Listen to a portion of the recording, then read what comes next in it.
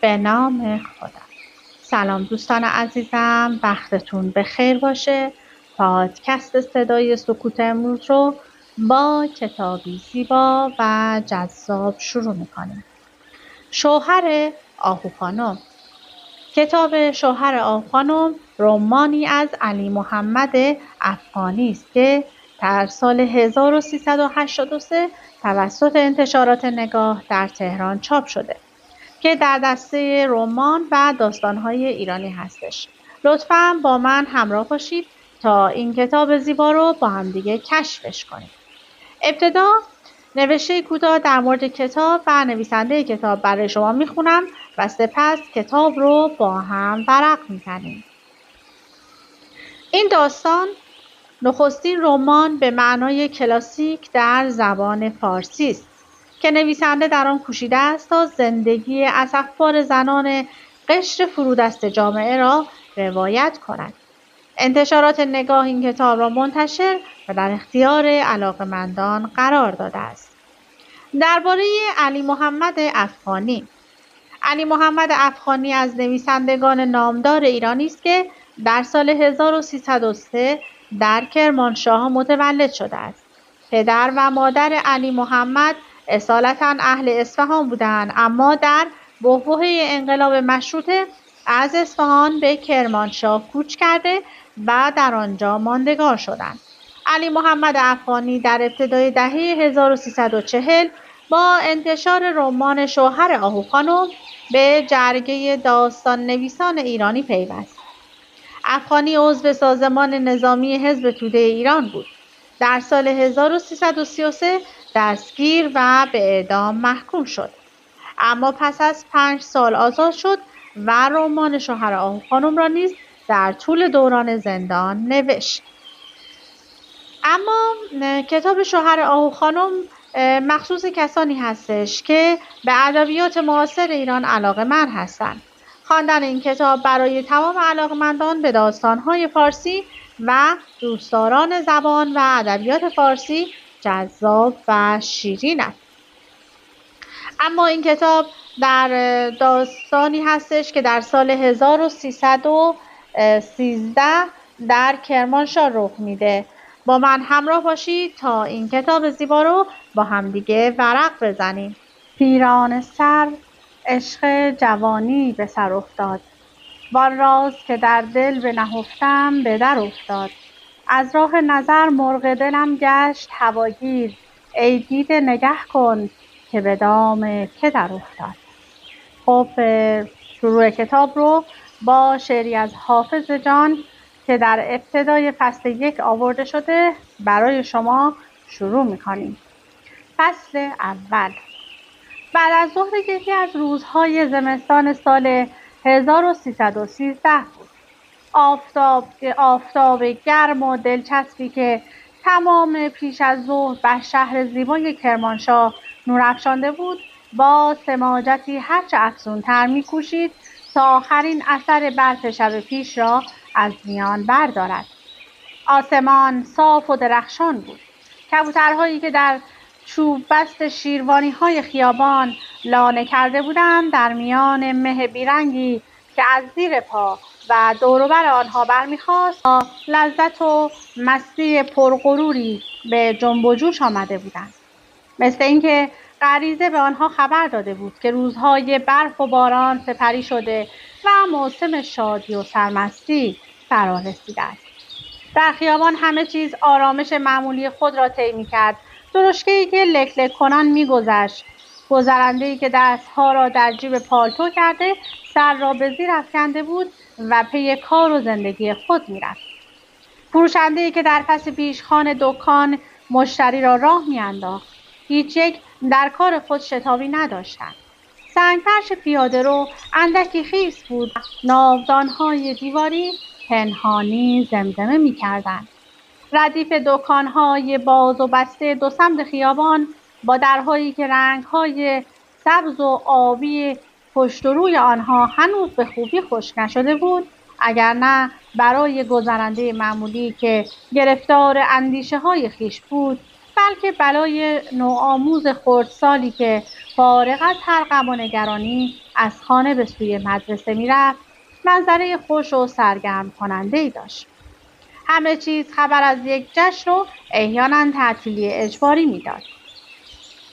بوی رنگ فضا را پر کرده بود و کسانی که با دکان‌ها و مغازه‌ها سر و کار پیدا می‌کردند به دقت مواظب خود بودند که به درها مالیده نشوند. رفتگران با حوصله و وظیفه‌شناسی بی سر و صدایی که ذاتی آنها بود، صندوق‌های آشغال حاشیه خیابان را از محتوای خود خالی می‌کردند تا با کامیون ببرند و بیرون شهر بریزند.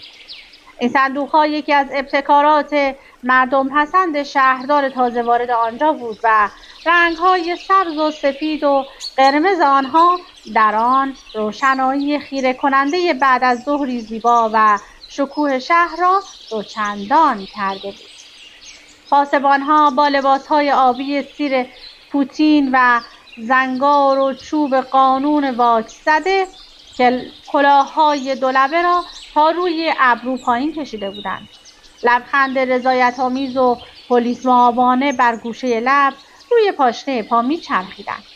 چشم می‌گرداندند و اینجا و آنجا را زیر نظر باریک‌بین می‌گذرانیدند تا در شهر بزرگ و نسبتاً قابل توجه چیزی برخلاف دلخواه نبوده باشد. در کمرکش خیابان زیر کوچه کوتاهی که به مسجد حاج شهبازخان سرباز می‌کرد، دکانی نانوایی با دوزدگی سردر آجری آن که تا روی بام را زشت و سیاه کرده بود، از میان سایر دکان‌های آن حدود بیشتر خود را نشان می‌داد.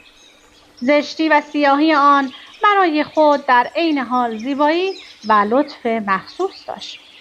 از درون دکان که هنوز خلوت بود صدای سیخ و پارو، سوختن هیزم در تنور و گفتگوی بلند بلند کارگران با هم به گوش می‌رسید.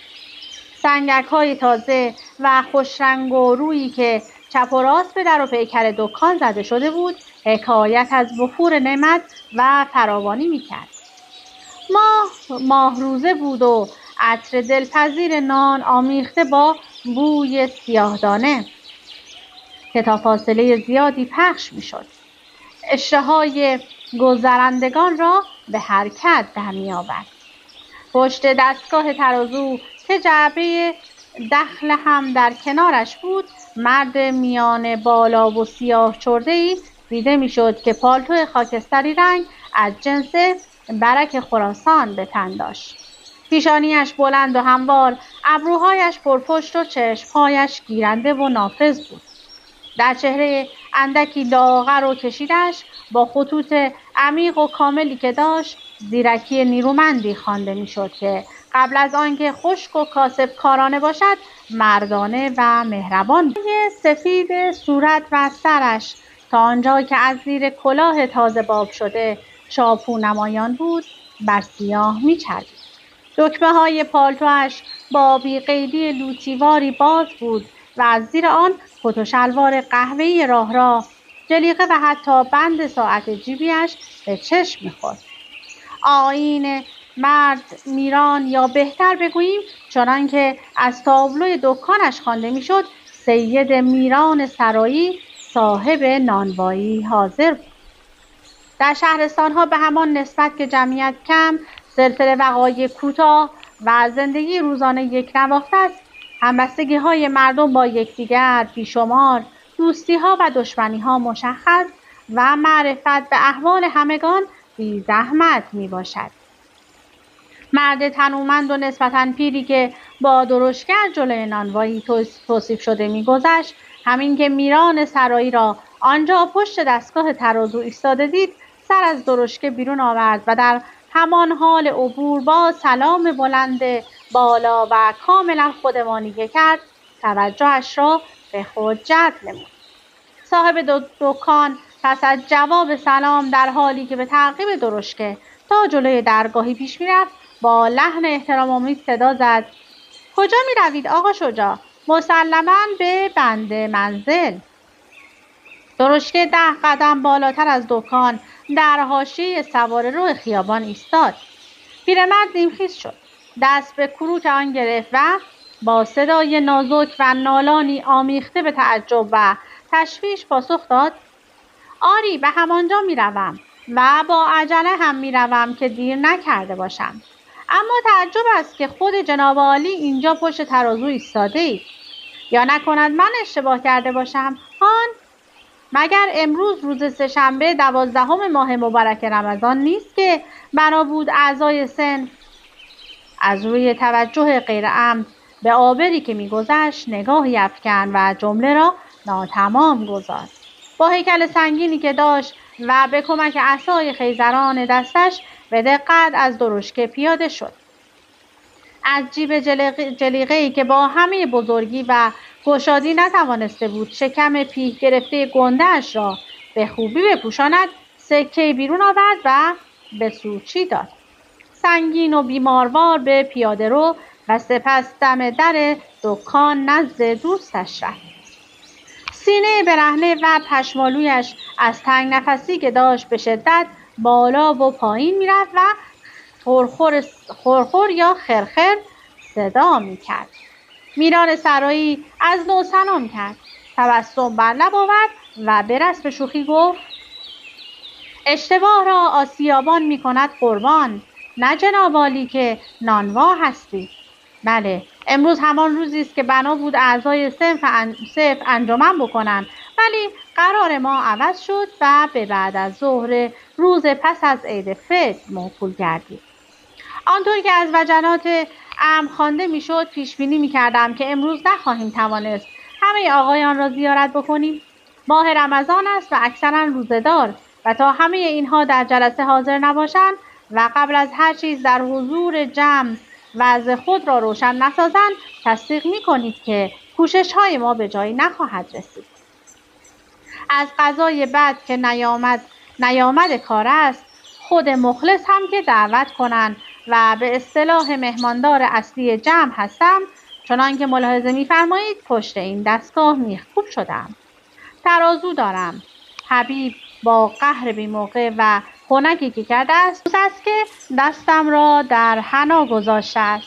اما این را به من بگویید که حضرت عالی چگونه از تغییر روز جلسه تا به حال بیخبر مانده اید؟ میرزا نبی میگفت موضوع را به اطلاع کلی دکانها رسانده است. هان یادم آمد. توضیح داد که موفق به دیدار شما نشده است. دکان بسته بوده است و من اینطور که شنیدم گویا بسته بودن آن به علت نداشتن آسیابان بوده است. میران صندلی خود را جابجا کرد تا همکار پیر و بیمارش بنشیند.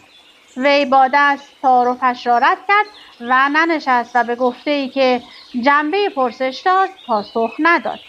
با دست به عصای خود تکیه داد. چند لحظه به دشواری با نفسی که تا لب بالا می آمد و برمیگشت تلاش نمود و در همان حال به لحنی که آشکارا از آن بوی دلخوری به مشام می رسید گفت: ماه رمضان و روزه بودن چه دخلی به مطلب دارد؟ مگر ما برای این دور هم جمع می شویم که چایی و شیرینی بخوریم؟ شما از یک طرف به در دکان‌ها می‌روید و روی کاغذ بلند بالا از آقایان امضا می‌گیرید که فلان روز و فلان ساعت آب در دست دارن زمین بگذارن نخورن و برای امری مهم سر جلسه حاضر بشوند. پیرمرد بی آنکه سخنش تمام شده باشد خاموش ماند. با چهره کبود، حالتی دردناک و نالان، زبان گوشتالویش را دم دهان آورد تا بتواند نفس بکشد. صاحب دکان در حالی که سنگ‌های ترازو را روی سکو پس و پیش می‌کرد، نیمه اندوهگین، نیمه پشیمان دنبال رشته را به دست گرفت. بله آقا شجاع، مخلص، نه تنها به همه دکان‌ها رجوع کردم، بلکه چنان که قطعاً بیخبر نیستید، شب و نصف شب به در خانه‌های آقایان سر زدم. برای اینکه قول شرف بگیرم جایی ریش گرو گذاشتم، جایی نازکشی کردم، دستمال بیرون آوردم و به معنی درست کلمه ناز آنها را کشیدم. نشستم و نعوذ بالله با حوصله پیغمبری یکی یکی با همه سر و کله زدم. البته منظور از این کلمه همه معلوم است، چه کسانی است، تا بالاخره توانستم آنها را برای جلسه روز 12 ماه رمضان یعنی همین ساعت علیه السلامی که دارد میگذرد و میرود پخته کند. و حالا کار به آن قبیل کسانی که اصلا نخواستند به من رو نشان بدهند یا هنوز هم به اسمها و عنوانهای مختلف دم بدن میزنند نداریم. بعضی از آقایان اینطور که من فهمیدم مثل اینکه گله ها و عقده هایی در دل پنهان دارند که نمیتوانند به زبان بیاورند. به شما عرض خواهم کرد. عده دیگر بر این عقیده‌اند که صنف نانوا در وضع حاضر از این گونه نشست و برخاست‌ها جز اتلاف وقت و آشکار کردن باز هم بیشتر اختلافات نتیجه‌ای نخواهد گرفت، از آن جهت که اعضایش همرأی و قسم نیستند. به گفته‌های خود عمل نمی‌کنند، به همدیگر دروغ می‌گویند، مردانگی و حمیت در وجودشان مرده است. از این طرف می‌نشینند و سخت و سفت تصمیم می‌گیرند، از آن طرف که برمیخیزند ضدش را رفتار می‌کنند. پشت پای یکدیگر می‌گذارند و هر کسی سی خودش به راهی قدم می‌نهند که آخرش ورشکستگی و فنای جمعی همه صنف است. چشم‌های گرد شده و دهان نیمه باز پیرمرد نشانه بهت کامل او بود. میران با نان یک مشتری به سوی ترازو رفت و در همان حال ادامه داد: شیرعلی و برادرهایش میگویند ما به کار کسی کاری نداریم. نه اهل جلسه و انجمن هستیم که فردا توی کشواکش و دردسر بیفتیم و نه با تصمیمات سایر همکاران هرچه که باشد مخالفت میکنیم. اما بهانه بچه جا تر کن آب هندوانه است، اینها همه عذر است. نشانه کورذهنی و بلا نسبت شما که میشنوید حماقت است که کسی تا این درجه نتواند خیر و صلاح خود را تشخیص بدهد. ملاحظه بفرمایید این صورت کلی 26 نانوایی موجود در شهر است با نام گردانندگان آنها، چه کسانی که امضا داده و چه کسانی که ندادند. البته ذرت پزیها را به قلم نیاوردیم. خشک پزیها هم که اصلا از روز اول و ازل حسابشان از ما جدا بوده است. در عوض 2-3 نفر از همکاران با سابقه و قدیمی ما هستند که اگرچه در حال حاضر دکانی در دست ندارند جزء این صورت به قلم آمدند و متاسفانه باید به عرض برسانم که یک دلیل نارضایی و مخالفخوانی عده‌ای از همکاران عزیز و بسیار محترم ما بر سر همین موضوع است. این آقایان بلند نظر پیش خود چنین تصور کردند که گویا کسی خیال دارد دست روی نان آنها بگذارد. اگر حسابهای خصوصی در میان هست اینها فهم و شعورش را ندارند که با حسابهای عمومی آن را قاطی نکنند.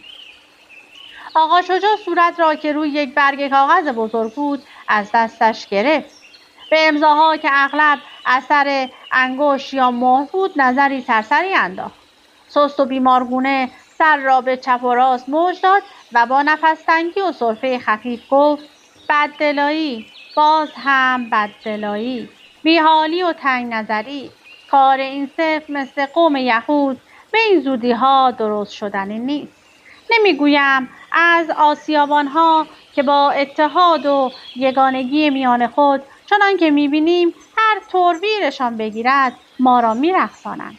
این صنف حتی از قهوه‌چی‌ها هم عقب‌تر است. آن روزها را مگر ما دیگر در خواب ببینیم که آسیابان در دست نانوا از موم هم نرمتر بود. اسم خبازباشی را که میشنیدند موی به تنشان راست میایستاد. روز آن سالی را که با منتهای بیچارگی رفتند و 2 هفته تمام در مسجد آمد مهدی بس نشستند فراموش نکردند. به قول خودشان از دست ظلم خبازباشی و زورگویی‌های نانواخانه می‌خواستند آسیاب‌های خود را بگذارند و به شهرهای دیگر پناه ببرند. موضوع چه بود؟ اتحاد ما خار چشم آنها شده بود. در نانواخانه یگانگی فکر و عمل وجود داشت و یگانگی یعنی دست خدا، یعنی قدرت و موفقیت. و بدبخت آن قوم و گروهی که مانند عاد و ثمود در میان خود چند دستگی و ناسازگاری داشته باشند. آقای سرایی، شما وارث وضع آشفته و در هم بر همی شده اید که فقط معجزه میتواند اصلاحش کند. از شروع جنگ بین‌الملل تا کنون 20 سال است که در این شهر نانوا هستم. ریش خود را در این کسب سفید کردم و هرگز نه روی دست همکاری رفتم که آسیابانش را غر بزنم و نه تا آنجا که بیاد دارم بار دکانم به زمین مانده است که کسی آن را نبرد. اما از دولت سر رئیس صنف جدید، کسی که به قول بعضیها خودش را قباله کهنه نانواخانه حساب می‌کند، امروز 3 روز است که از بیکاری در خانه خوابیده است و تعجبم در این است که با این کیفیت دیگر من چه کارم که اسمم جز این صورت باشد. یا شاید از آن همکاران قدیمی که میگویید در حال حاضر دکانی نمیگردانند یکی من باشم. اگر چنین است خواهش میکنم بیرو در بایستی اسمم را از این صورت قلم بگیرید.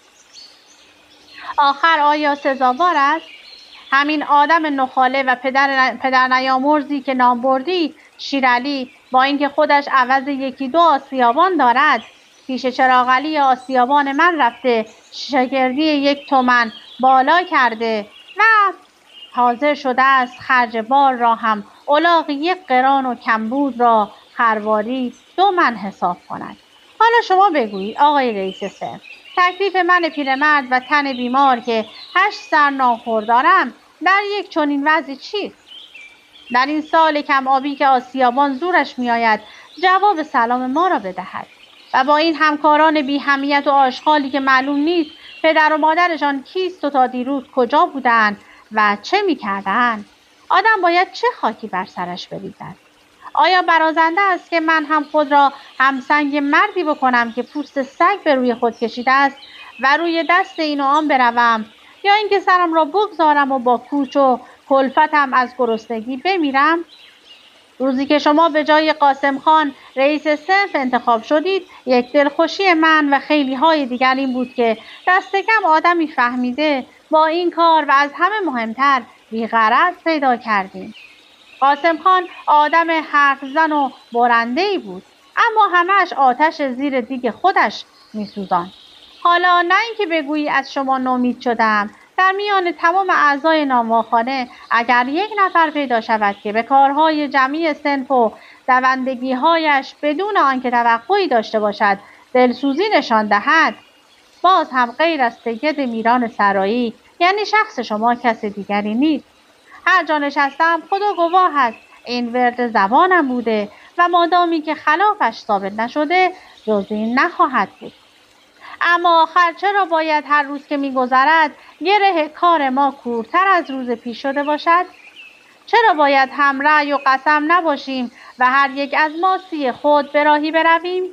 تا کی باید مجیز آسیابان را بگوییم؟ این رقابت‌ها و من و تویی‌ها که ضررش 100% متوجه خود ماست باید از میانه برخیزد.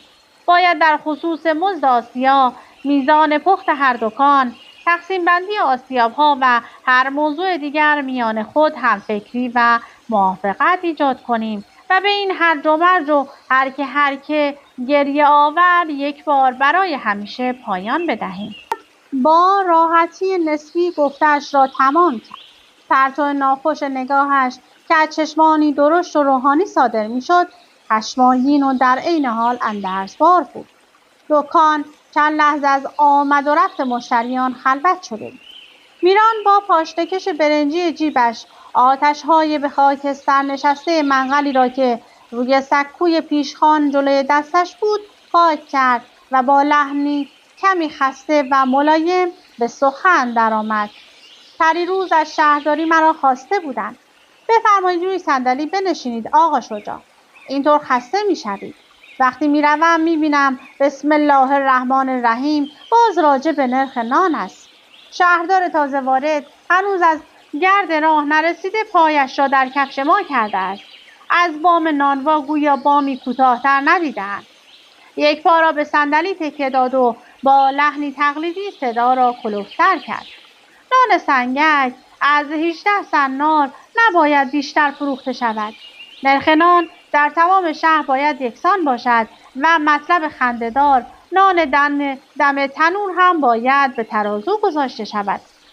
آقا جوجا به شنیدن این کلمات و به خصوص جمله آخری آن در حالتی که چشمان دردمند خود را فرو می‌بست با صدای خفه و از بیخ گلو چنان خنده پرزوری سر داد که نیمی از خون بدنش به صورتش چرید.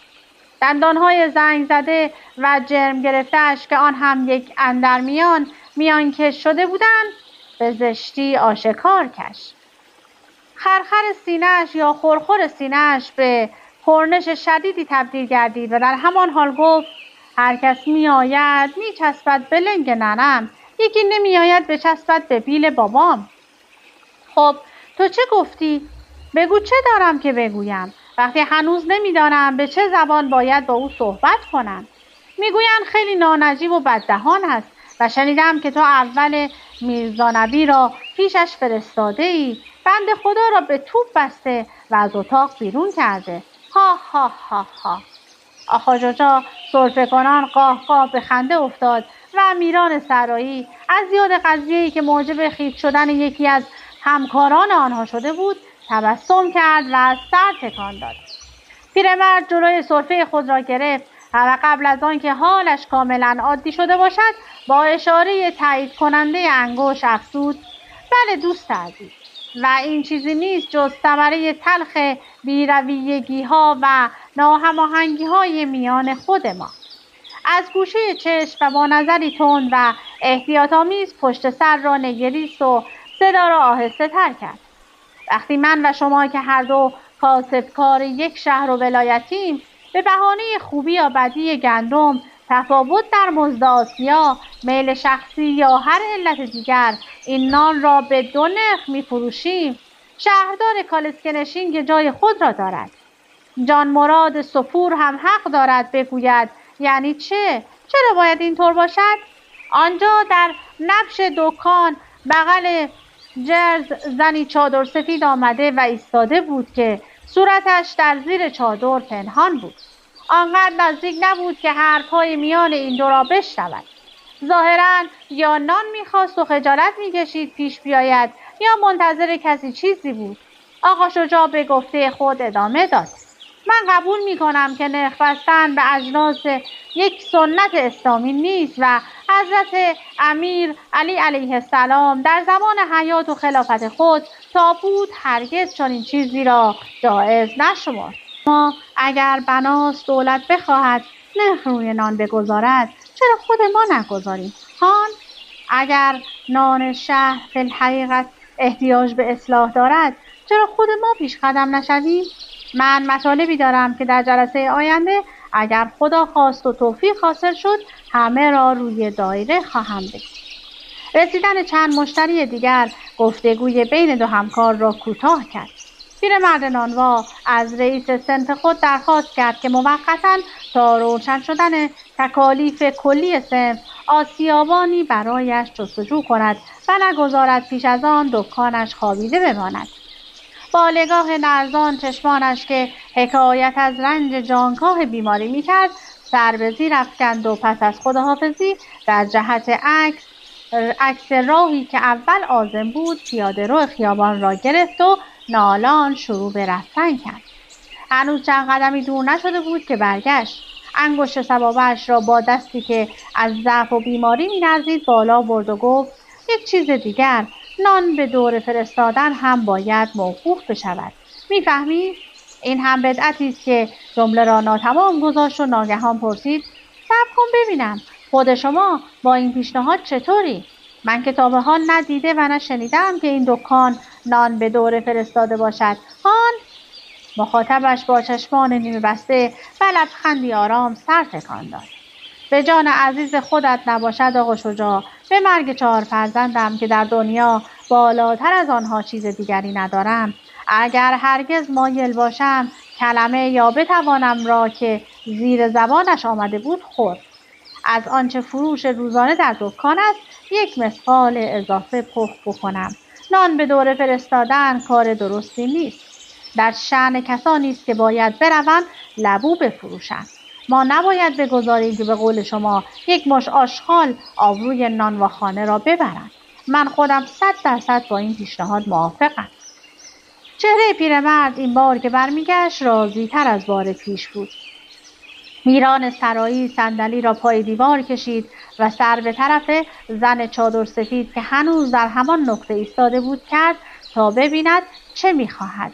در همان حال با خود گفت این مرد هنوز نمی‌داند، یا اینکه می‌داند ولی به صرافتش نیست، که من روزی یک خروار قرارداد تأمین نان خوشن را نیز برداشتم که به زور از عهده نصف آن بیرون می‌آیم. مگر چقدر فشار میتوان وارد آورد؟ طفلک ها کارگرانم. برای رساندن این مقدار که اضافه بر ظرفیت دکان است شبانه روز 16 ساعت کار میکنند. آه راستی چه خوب شد یادم آمد. امشب هر طوری هست باید بروم و یاور رئیس امور اداری تیپ را در منزلش ببینم. این کار برای من حتی از پیدا کردن ترازودار هم حیاتی تر است. قرارداد ما که تا اول عید است به زودی سر خواهد رسید. باید از همین حالا به فکر بود. باید از همین حالا جنبید و الا حریفان کهنه‌کار که در کمین گوش خوابانیدن دست خود را خواهند برد. خب من یه خلاصه خیلی کوتاه چند خطی از این کتاب رو برای شما میخونم و این کتاب رو تمام میکنم. سید میران مردی مذهبی و متشخص است و ورود ناگهانی زنی تنها و غریب به نانوایی نقطه آغاز تحول در زندگی اوست. سید میران تنها از سر نودوستی به او کمک می کند و هما را برای مدتی به خانه اش می آورد. آهو همسرش زنی خانه‌دار، صبور و مؤمن است که با خوشرویی از هما پذیرایی می کند. سرانجام مرد با توجیه شرعی هما را به عقد موقت خود در می آورد. از این پس خانه به صحنه کشمکش دو زن بدل می شود. آهو زن سنتی، خانه‌دار و وفادار و هما زنی نوگرا، خودمحور، جذاب و بی‌پرواتر از آنچه جامعه آن زمان برمیتابد. امیدوارم اگر از این کتاب خوشتون اومده حتما برای خودتون تهیه کنید و تا انتها بخونید. از اینکه با من همراه بودید سپاسگزارم. تا وایس بعدی، خدا نگهدارتون.